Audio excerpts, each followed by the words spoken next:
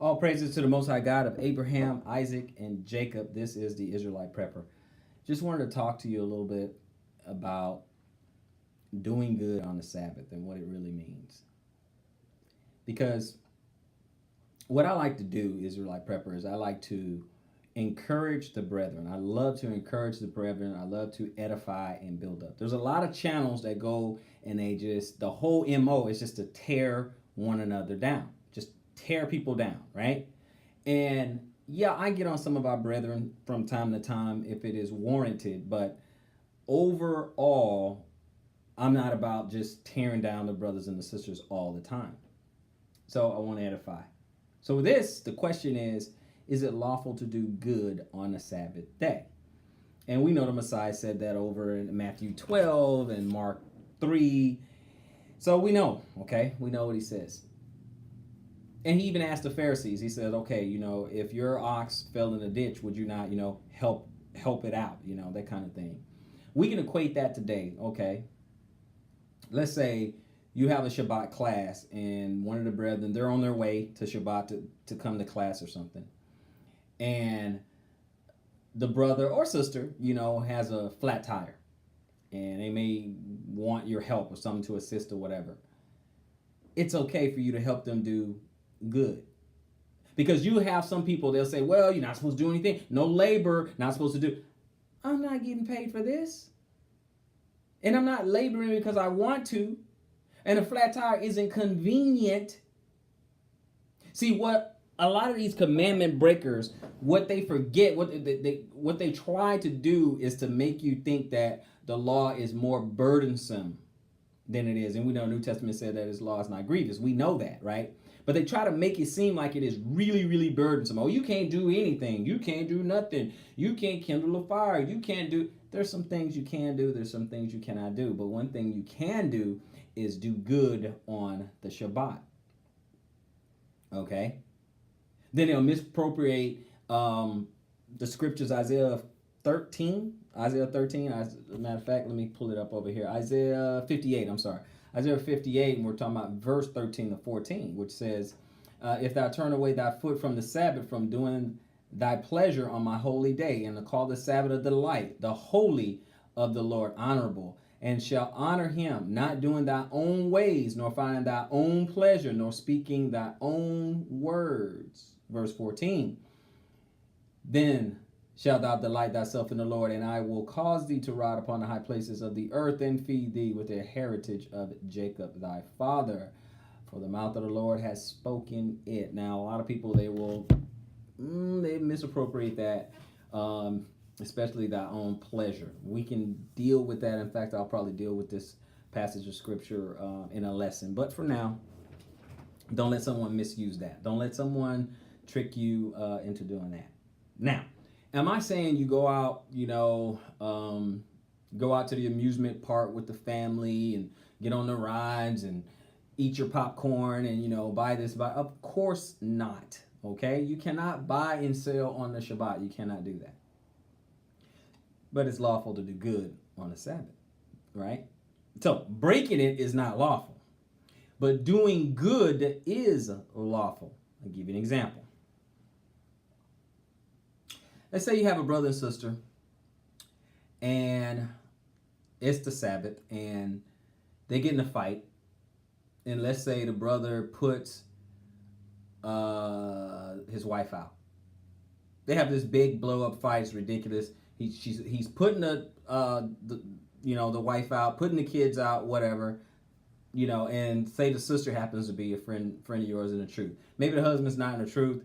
The female, the wife, is in the truth or whatever, and she gets kicked out for whatever. They blow up, have a fight, boom, she gets kicked out.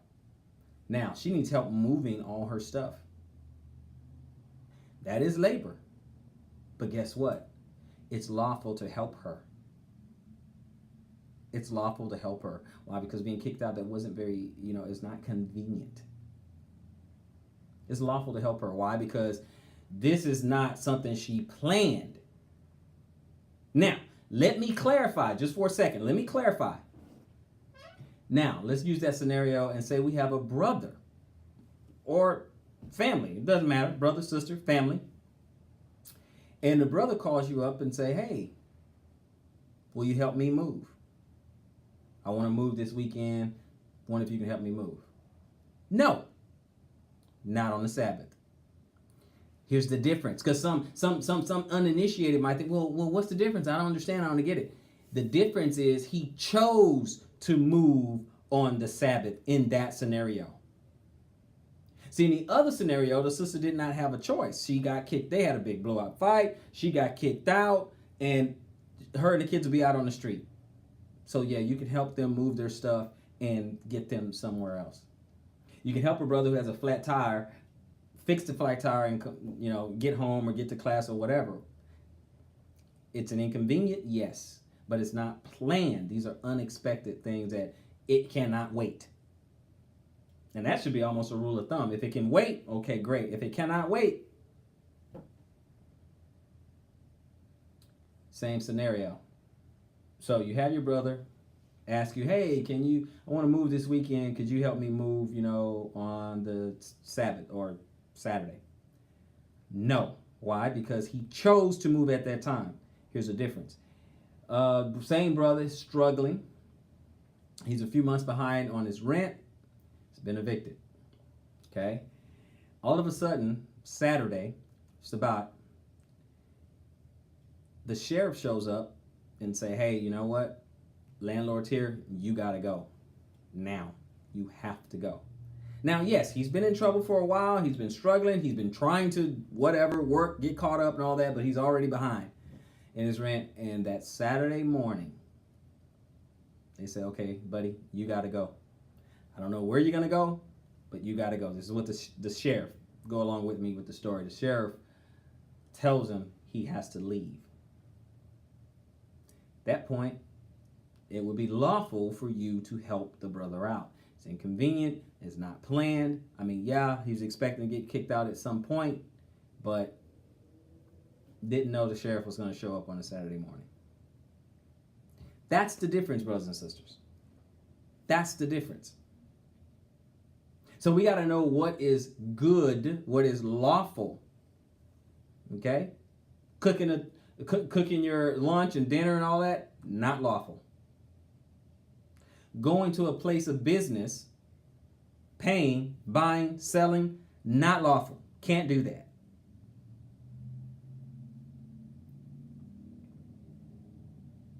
Watching a little TV, who cares?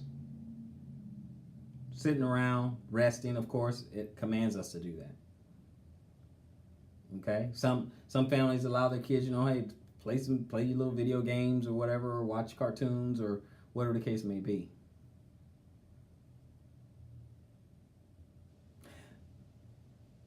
But don't add a burden to it. Now, let me say real clear. I'm not saying you go out, buy, sell, go to a restaurant, anything like that. I'm saying no, you don't. Let me say that clearly. No, you don't go to a restaurant and order food, have someone serve you, go pay for anything or what. No. Okay? Now, I know there's a lot of caveats, there's a lot of scenarios and stuff out there, but don't do the obvious things that violate. Buying, selling, things like that. Don't do that. It's okay to do good on the Sabbath. You can help someone if it's not planned, it's an inconvenience. And if it can wait, let it wait. If it cannot wait, that's a little bit different. Just think of the scenarios that I gave you before. A lot of things we can do, plan ahead. You should see me moving at breakneck speed before the sun goes down on Fridays. You should see me trying to prepare. You should see me trying to prep all my sandwiches and all the things I want to eat and all that. You should see that. Okay? So we have to try our best. But don't overburden the situation. Don't add to it. Don't add to what we already have to do. It's lawful to do good on the Sabbath. Don't do any of the things that are outlined with the buying and the selling and don't do that. The cooking, Don't do that. Honor it. All your time, focus, and attention should be towards learning and getting closer to the Father and getting closer to the Messiah. That's where your mind should be on a Shabbat. You should be thinking about things like that. But some people are crippled by some of the false information that's out there. Because you either have someone mishandling the scripture, or you just have someone trying to scare you back into your old life because it is just too overwhelming to keep the law, particularly the Sabbath. Don't let them fool you. It is lawful to do good on a Shabbat. What say you, Israelite Prepper?